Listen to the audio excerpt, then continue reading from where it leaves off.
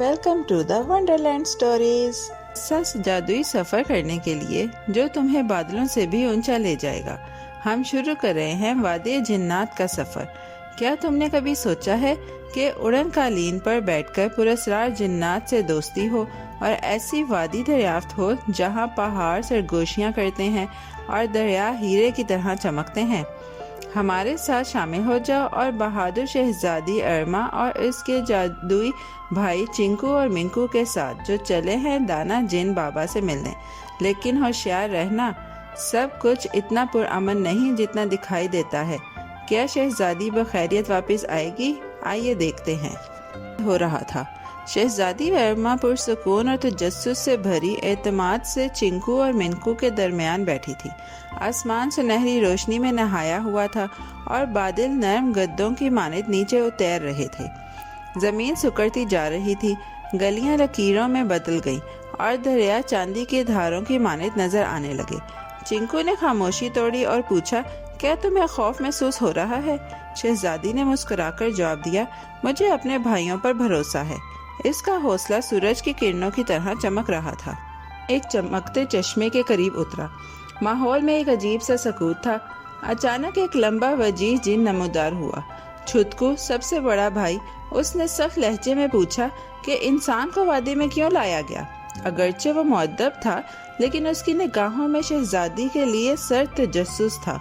شہزادی ارما نے بڑے وقار سے جواب دیا کہ وہ جن بابا کی مرضی سے آئی ہے اور انہیں مکمل اعتماد ہے۔ نات تو تھے مگر کوئی نظر نہیں آیا۔ چنکو نے بتایا کہ سب کو گھروں میں رہنے کو کہا گیا ہے تاکہ شہزادی آرام سے رہ سکے۔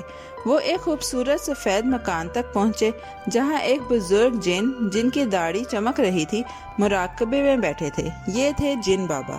شہزادی ارما نے احترام سے جھک کر کہا، آپ سے مل کر میں خوش نصیب ہوں۔ جن بابا نے مسکرا کر کہا، آج سے تم ہماری بیٹی ہو، ہمیں تمہاری عبادت اور سخاوت کا علم ہے۔ چاندی کی انگوٹھی دی، اگر کبھی مشکل ہو تو اسے رگڑنا، میرے بیٹے تمہارے پاس پہنچیں گے۔ شہزادی نے عاجزی سے جواب دیا، حفاظت دینے والا صرف خدا ہے۔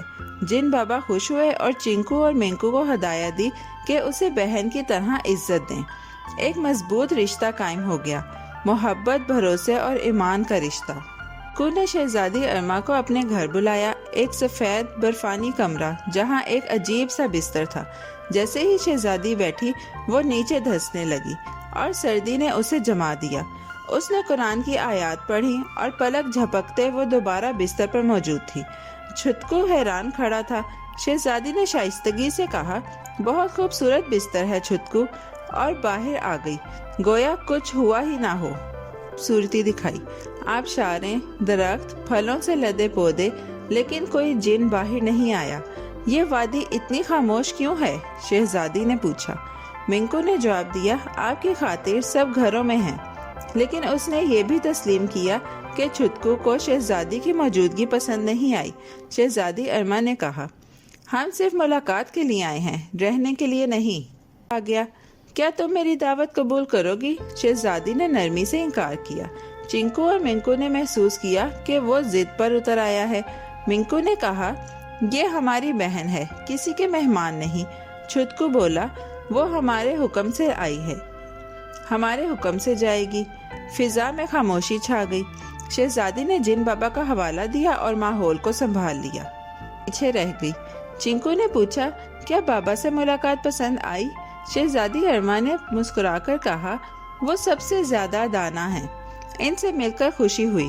منکو نے چھتکو کے بارے میں پوچھا تو شہزادی نے نرمی سے کہا، بابا جانی کو کہنا کہ وہ اپنے بیٹے کو مہمان نوازی سکھائیں۔ یہ الفاظ نرمی سے کہے گئے تھے لیکن ان میں وزن تھا۔ آمنہ نے گلے لگا لیا اور بادشاہ نے خیر مقدم کیا۔ اس نے اپنی 3 روزہ کہانی سنائی۔ اگلے دن صدقہ دینے کے بعد اس نے چنکو اور منکو کو آم کھاتے دیکھا۔ سب پرامن لگ رہا تھا، لیکن چھتکو پھر نمودار ہوا اور ہاتھ پکڑنے کی کوشش کی۔ اب تم ہمارے ساتھ چلو گی، اس نے کہا۔ شہزادی نے بلند وقار سے کہا، میں تمہاری بہن ہوں، اس سے زیادہ کچھ نہیں۔ آواز میں پکارا، بابا جانی میری مدد کریں۔ ایک زوردار آندھی چلی اور روشنی سے باغ دہل گیا۔ जिन बाबा जलवागर हुए, अजमत से भरपूर। तुमने अपनी बहन पर हाथ उठाया, उन्होंने गरज कर कहा। फिर उन्होंने एक इशारा किया और छुटकू 3 साल का बच्चा बन गया। चिंकू और मिंकू ने वादा किया, हम अपनी बहन की हमेशा हिफाजत करेंगे। शहजादी पुरअज़म अंदाज में उनके दरमियान खड़ी रही, परवाज़ों और छुपी हुई वादियों का नहीं, बल्कि उन बातों का जो असल में अहम है, इज्जत, हौसला और अल्लाह पर यकीन। शहजादी अरमा ने सिखाया कि असल दानाई नरमी और बहादुरी में है। जिन बाबा ने याद दिलाया कि ताकत को हमेशा भलाई के लिए इस्तेमाल करना चाहिए, और छुटकू ने सीखा कि गलतियों की सज़ा ज़रूर मिलती है। याद रखो, सबसे बड़ी ताकत मोहब्बत है, और सबसे बहादुर वो होता है जो माफ़ करे और डरे नहीं। प्यारे बच्चों, कैसी लगी आपको ये कहानी? ऐसी ही मज़ेदार कहानियाँ सुनने के लिए हमारे चैनल को लाइक, सब्सक्राइब और शेयर करना मत भूलिएगा। Bye bye.